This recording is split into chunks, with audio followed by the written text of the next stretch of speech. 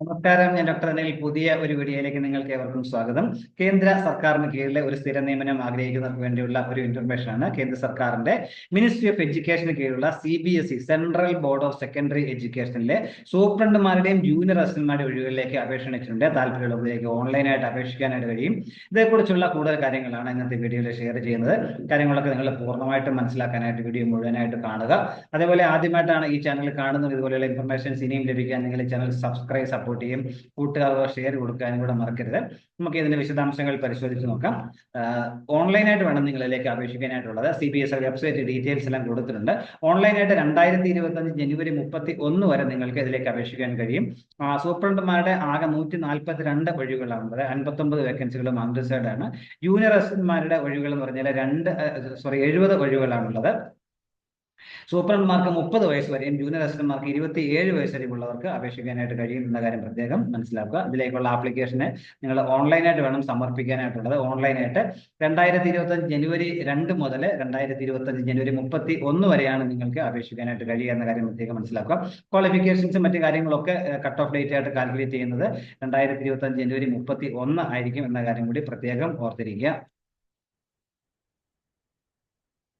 ഇനി നമ്മൾ ഏജ് റിലാക്സേഷനെ കുറിച്ച് പറയുകയാണെന്നുണ്ടെങ്കിൽ SC/ST-കാരായിട്ടുള്ളവർക്ക് 5 വർഷവും, OBC നോൺ ക്രീമിനൽ ആയിട്ടുള്ളവർക്ക് 3 വർഷവും, ഡിസബിലിറ്റി ഉള്ളവർക്ക് 10 വർഷവും ഉയർന്ന പ്രായപരിധിയിൽ ഇളവ് ലഭിക്കുന്നതായിരിക്കും എന്ന കാര്യം കൂടി പ്രത്യേകം മനസ്സിലാക്കുക. വനിതാ കാൻഡിഡേറ്റ്സ് 10 വർഷവും, അതുപോലെ ഡിപ്പാർട്ട്മെന്റ് സർവീസിലുള്ളവരാണ് അവർക്ക് ഏജ് ബാധകമല്ല, ഉയർന്ന ഏജ് ബാധകമല്ല എന്ന കാര്യം കൂടി മനസ്സിലാക്കുക.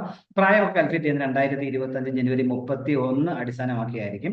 നമുക്ക് റിക്രൂട്ട്മെന്റ് പ്രോസസിംഗ് ക്വാളിഫിക്കേഷൻസും പറയുകയാണെന്നുണ്ടെങ്കിൽ സൂപ്രണ്ട് പോസ്റ്റിലേക്ക് വേണ്ട യോഗ്യത എന്നുള്ളത് ഏതെങ്കിലും വിഷയത്തിലുള്ള ബിരുദമാണ്, അംഗീകൃത സർവകലാശാല ബിരുദമാണ്. അതുപോലെ computer knowledge, computer applications, Windows, MS office അങ്ങനെയുള്ള കാര്യങ്ങളൊക്കെ അറിഞ്ഞിരിക്കണം. ഇന്റർനെറ്റ് ഉപയോഗിക്കാൻ അറിഞ്ഞിരിക്കണം.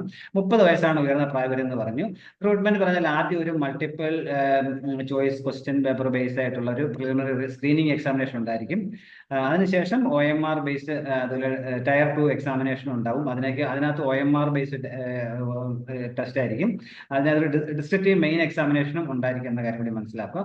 അതുപോലെ ടൈപ്പിംഗ് ടെസ്റ്റ് ഉണ്ടാകും. ഇംഗ്ലീഷിലെ 30, ഹിന്ദിയിൽ 30 വേർഡ്സ് പെർ മിനിറ്റും ഇംഗ്ലീഷിൽ 35 വേർഡ്സ് പെർ മിനിറ്റ് ടൈപ്പ് ചെയ്യാനുള്ള സ്പീഡ് ഉണ്ടായിരിക്കണം എന്ന കാര്യം മനസ്സിലാക്കുക.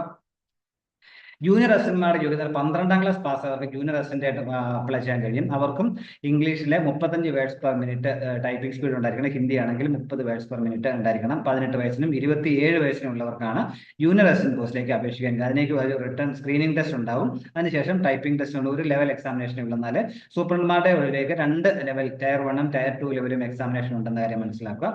അപേക്ഷാ ഫീസ് എന്ന് പറഞ്ഞാൽ SC/ST-കാരുള്ളവർക്കും ഡിസബിലിറ്റി ഉള്ളവർക്കും, എക്സ് സർവീസ്മെൻ കാൻഡിഡേറ്റ്സും, വനിതാ കാൻഡിഡേറ്റ്സും, ഡിപ്പാർട്ട്മെന്റ് കാൻഡിഡേറ്റ്സും ഒന്നും ഫീസ് ഇല്ല. ബാക്കി എല്ലാവർക്കും, അതായത് അൺറിസർവ്ഡ് കാൻഡിഡേറ്റ്സും OBC കാൻഡിഡേറ്റ്സും എക്കണോമിക്കലി വീക്കർ സെക്ഷൻസ് ആയിട്ടുള്ളവർക്കും എല്ലാം 800 രൂപ അപേക്ഷാ ഫീസായിട്ട് സമർപ്പിക്കണമെന്ന കാര്യം മനസ്സിലാക്കുക.